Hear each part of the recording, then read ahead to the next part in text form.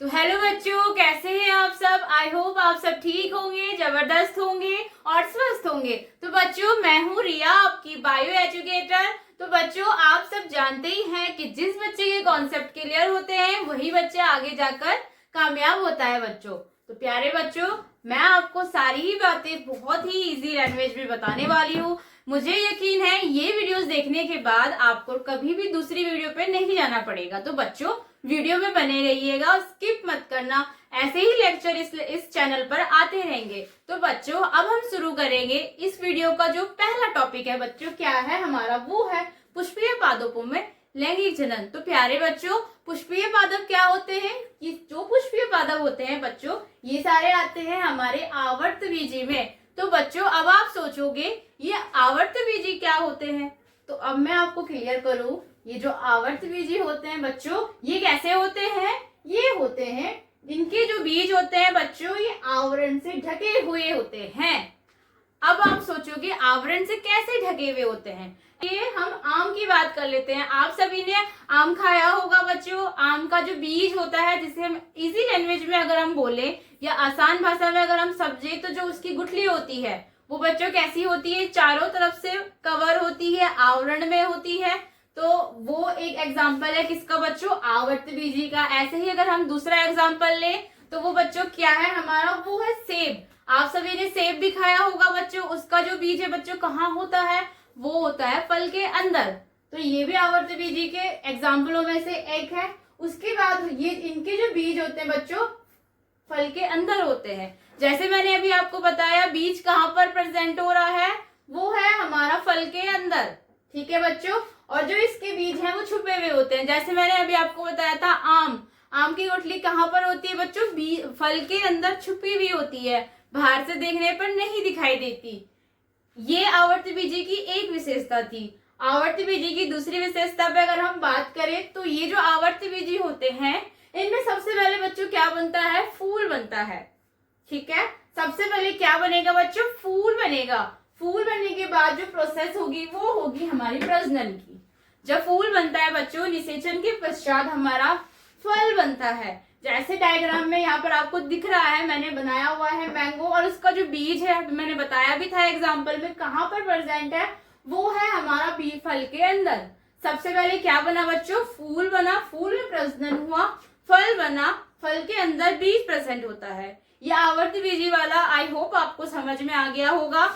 तो बच्चों, अब हम बात करेंगे लैंगिक जनन की। तो बच्चों, लैंगिक जनन क्या होता है? जनन की जो प्रक्रियाएं होती है बच्चों, वैसे तो दो प्रकार की होती हैं, लैंगिक और अलैंगिक। पर आज की इस वीडियो में हम सिर्फ बात करेंगे हमारे लैंगिक जनन की। तो लैंगिक जनन क्या होता है बच्चों? इसमें दो युग्मकों का होना बहुत ही ज्यादा जरूरी होता है। जब तक दो युग्मक प्रेजेंट नहीं होते, संलयन नहीं होगा और लैंगिक जनन की प्रक्रिया भी संपूर्ण नहीं होगी। इसमें जो युग्मक जरूरी होते हैं वो होते हैं नर और मादा। जब तक नर और मादा युग्मक आपस में संलयन नहीं करते हैं, तब तक लैंगिक जनन की प्रक्रिया भी संपूर्ण नहीं होती। तो जब जीवों में बात करते हैं, तब हम देखते हैं कि हम आसानी से पता कर सकते हैं कौन सा नर युग्मक है और कौन सा मादा युग्मक है। परंतु जब हम पुष्पों में देखते हैं, तो ये इसका अध्ययन करने के लिए हमें जो सीखना पड़ता है वो क्या है? हमें पुष्प की संरचना का पता होना भी बहुत जरूरी है। जब तक हमें पुष्प की संरचना नहीं पता होगी, हम नहीं बता सकते उसका कौन सा नर भाग है और कौन सा मादा भाग है। ठीक है, तो अब हम बात कर लेते हैं पुष्प की संरचना की। तो जैसा आपको दिख रहा है, मैंने पुष्प बना रखा है, गुड़हल का फूल। इसके जो होते हैं बच्चों, चार पार्ट होते हैं। फ्लावर के कितने पार्ट होते हैं बच्चों? चार पार्ट होते हैं। इनको हम बांट लेंगे बच्चों दो कैटेगरीज में।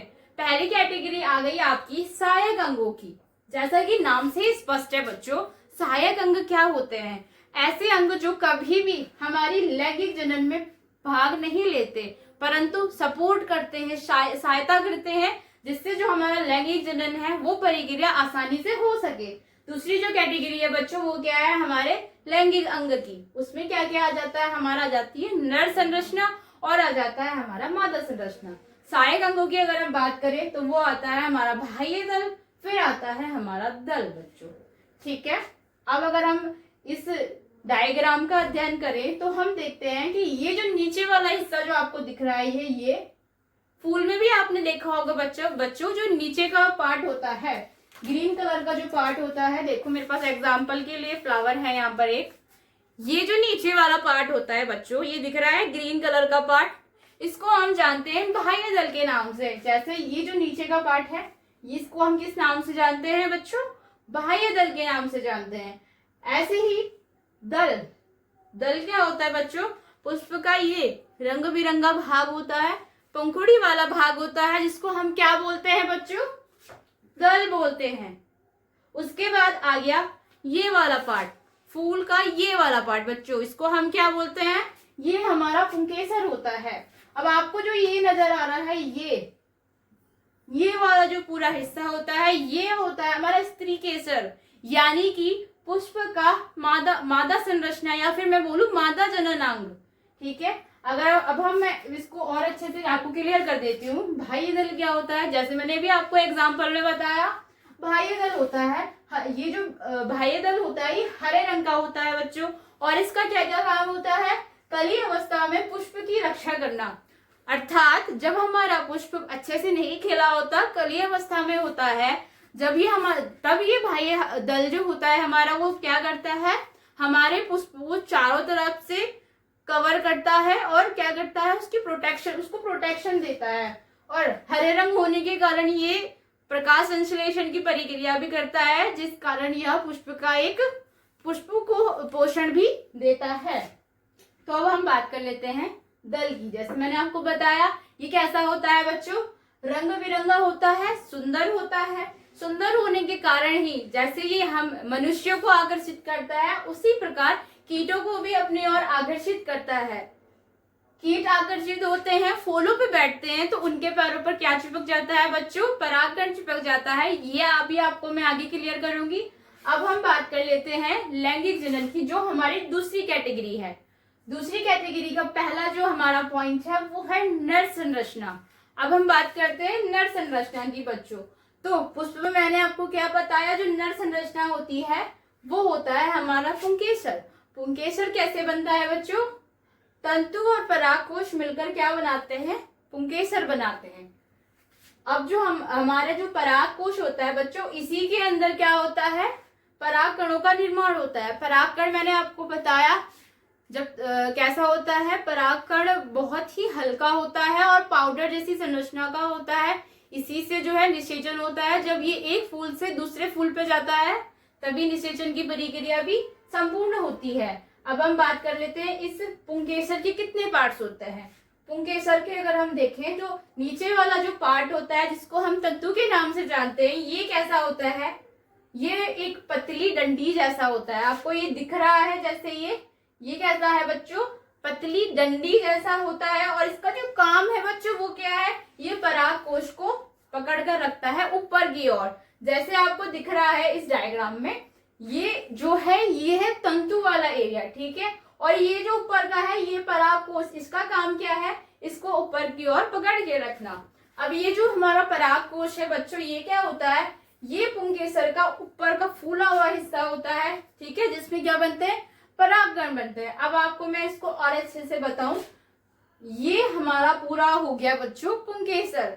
और ये जो इसका फूला हुआ भाग है बच्चों, वो क्या है? परागकोश है। इसी के अंदर क्या बनेंगे? हमारे परागकण बनेंगे। और परागकण क्या होते हैं बच्चों? परागकण वही होते हैं जिसकी वजह से निषेचन की प्रक्रिया संपन्न होती है। इसी को अगर हम जूम करके देखें तो ऊपर का जो फूला हुआ एरिया मैंने जैसे बताया क्या है? परागकोश है। नीचे का जो पतली डंडी जैसी संरचना है वो क्या है बच्चों? तंतु है। इसी परागकोश को जब हम काटते हैं ऐसे और ऊपर से देखते हैं, अनुप्रस्थ काट करते हैं, तब वो कैसे दिखाई देता है?